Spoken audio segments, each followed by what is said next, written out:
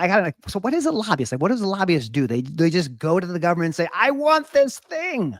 Yes, and they're going up there and they're screaming at the top of the lungs, "You better help me!" No, I'd be that so is good at not that. what they do. You would be good at Oh, that, screaming at people. yes. I have 4 children, Anne. We've talked about this. I'm very good if that's what I'm an lobbying is. I'd be so excellent good. screamer. No, so there are different kinds of lobbyists, and this is, I'm going to nerd out for just a second on lobbying since I did Let's it for do it. so long, right? So typically, a lobbyist emanates from the Hill, meaning they come on Capitol Hill, or they come from a state and work in a state legislature if they're doing state lobbying, and they get to know a lot of members, and they also get to know some subject matter. So when you think about, that's typically their provenance, they have some kind of legislative background. That doesn't mean they all do, because some of them don't.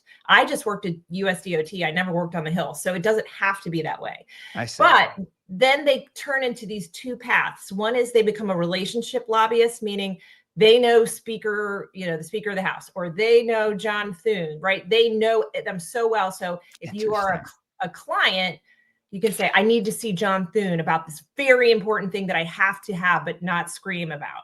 And so then that it's like it's a less screaming, more, hey, how's your kids doing? But by the way, this company would like to have a meeting with you. Yes. And so then that person will bring him in, and that person from the company will say, here's my story, and here's why it's important to you, and here's why your constituents should care, and here's what the other side is. You got to tell the whole story, right? Yeah. And then the other kind of lobbyists are the subject matter experts, the one who like, I know everything there is to know about antitrust and railroads. And so if you're a railroad and you have an antitrust issue, you hire this guy, and this guy can come speak the truth about whatever it is as it relates to antitrust and railroads and all the whole state of the law. So I find it fascinating because you can go, and both of these have value, right? Yeah. Being smart about a topic is valuable, but also being smart about the relationships and how things work, it has a value too.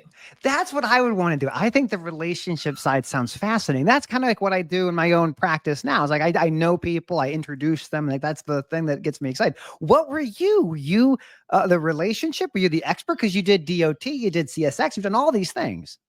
Yeah, I was really the whole package. I was the best. I mean, let's be fair. I was the best at everything. Okay, that's fair. That's fair. I don't know.